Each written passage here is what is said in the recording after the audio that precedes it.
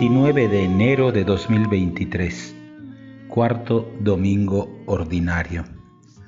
Las lecturas de este domingo están tomadas, la primera lectura del libro del profeta Sofonías, capítulo 2, versículo 3, y capítulo 3, versículos del 12 al 13.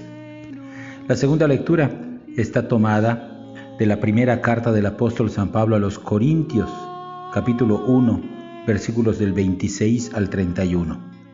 Y el Evangelio está tomado de San Mateo, capítulo 5, versículos del 1 al 12. Como cada domingo tomamos en nuestras manos nuestra Biblia o nuestro misal, buscamos las tres lecturas, hacemos un repaso pausado, atento de los tres pasajes y pasamos a escuchar los comentarios.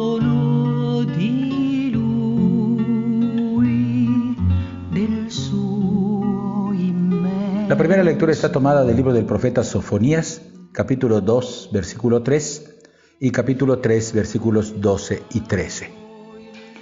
En los años del 640 al 609 a.C., gobernó en Israel el rey Josías, que junto con David es uno de los pocos reyes que son recordados de manera positiva en la Biblia. Josías emprendió una reforma para hacer volver al pueblo a sus raíces religiosas, librarlo de la idolatría y mantener a raya la influencia de los asirios. Durante este reinado profetizó Sofonías, que es conocido como el profeta del día del Señor, porque anunció la llegada de un tiempo en el que Dios establecería su reinado de justicia y de paz, después de haber llamado a todos a la conversión y de realizar el juicio contra los pecadores que no acogiesen el llamado al arrepentimiento. De apenas 3 capítulos de longitud, el libro de Sofonías anuncia la llegada inminente del día del Señor como amenaza contra quienes han acumulado riquezas y se han desentendido de los pobres. Nuestra lectura está arrancada de la sección en la que el tono amenazante cede su lugar al anuncio de salvación. Esta salvación no parece ligada a la pertenencia a Israel, sino que extiende sus ramas a toda persona que busque la justicia y se comprometa a vivir en humildad, independientemente de su procedencia geográfica o étnica. En Israel, un resto humilde y pobre dará testimonio de las actitudes fundamentales que le agradan a Dios. Desaparecerá la arrogancia y la mentira, y se buscará con sincero corazón a aquel que en la primera parte del libro había aparecido como juez temible, pero que ahora se presenta como Salvador y como Pastor. Este resto de Israel es el preludio del pueblo de las bienaventuranzas, que se fundará en la predicación de Jesús. La segunda lectura está tomada de la primera carta a los Corintios, capítulo 1, versículos del 26 al 31. Ante el problema de las divisiones comunitarias, que ha sido descrito en el pasaje que leímos la semana pasada, San Pablo ofrece una vía de salida: la escuela de la cruz. En el capítulo 1, versículos 18 al 25, que está inmediatamente antes de la lectura de hoy, el apóstol enseña que la sabiduría de Dios, a diferencia de aquellas doctrinas que se centran en la elocuencia y en la erudición, tiene en la cruz su lenguaje propio. Dios ha obrado la salvación a través de la debilidad y de la entrega de Jesucristo al Mesías. Esta locura de Dios, afirma Pablo, es más sabia que la sabiduría de los hombres.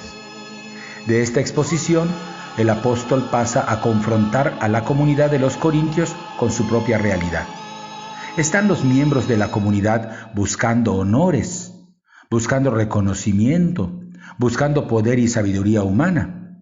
Pues que miren su propia realidad y que constaten a quienes ha elegido Dios para formar parte de su pueblo, no a los grandes maestros o a los poderosos gobernantes, sino a aquellos que el mundo considera locos, ignorantes y débiles.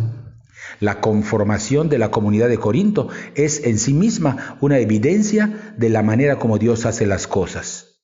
Las hace a través de una comunidad humilde, una comunidad que no pone su confianza en su propia sabiduría y santidad, sino que acepta la debilidad como condición propia y abre su corazón para recibir el don de la gracia.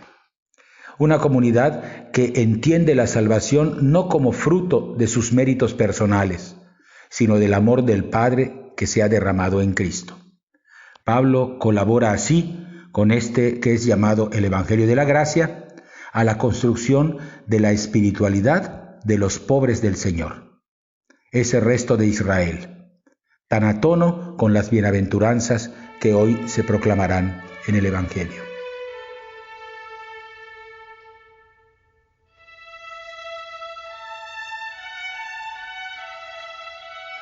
El Evangelio está tomado de Mateo 5, versículos del 1 al 12.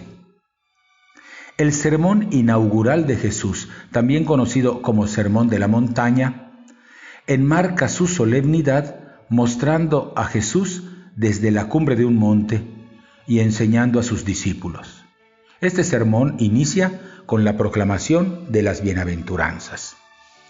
No voy a referirme aquí a las diferencias entre las bienaventuranzas de Mateo en el capítulo 5 y las de Lucas en el capítulo 6. Las bienaventuranzas de Lucas son más como gritos de denuncia ante la pobreza y el hambre, pero también gritos de alegría porque la llegada del reino viene a cambiar esa situación. Para encontrar las diferencias entre Mateo y Lucas, será bueno que las encuentren en esa información en las notas de la Biblia de su preferencia. A nosotros aquí nos basta señalar que para el Evangelio de Mateo, las bienaventuranzas son como pistas, como señales, como rumbos para alcanzar la verdadera felicidad. Se trata de un compendio de actitudes fundamentales que habrán de adoptar todas las personas que quieran pertenecer al reino de Dios, ese reino que Jesús ha venido a proclamar y a establecer. Las bienaventuranzas apuntan a la identidad profunda de los discípulos de Jesús. Muestran el lugar que los discípulos y discípulas ocupan en el reino que Jesús viene a proclamar y muestran el camino para compartir la misión del Maestro. Las bienaventuranzas en Mateo son un elemento clave para comprender el conjunto del Sermón de la Montaña que abarca los capítulos 5, 6 y 7 de este primer Evangelio. Ya desde la primera bienaventuranza se señala cuál ha de ser la actitud fundamental del discípulo, que se desglosará en el resto de las proclamaciones. La actitud fundamental del discípulo es el desprendimiento de los bienes de este mundo para comprender la propia vida en dependencia absoluta de Dios. Esa es la pobreza de espíritu. Estas pautas de comportamiento que propone Jesús, la misericordia, la construcción de la paz, se ofrecen de manera especial a quienes en este mundo son considerados malditos y desgraciados, pero cuya suerte ha conmovido el corazón de Dios, que ahora les ofrece esta buena noticia. Discípulos y discípulas, viviendo el Evangelio de Jesús, podemos alcanzar la plena y la verdadera felicidad. Hasta aquí los comentarios a las lecturas. Volvemos a tomar en nuestras manos nuestra Biblia o nuestro misal. Hacemos una segunda lectura, atenta, pausada, esta vez en oración, y estamos ya listos para participar de la Eucaristía.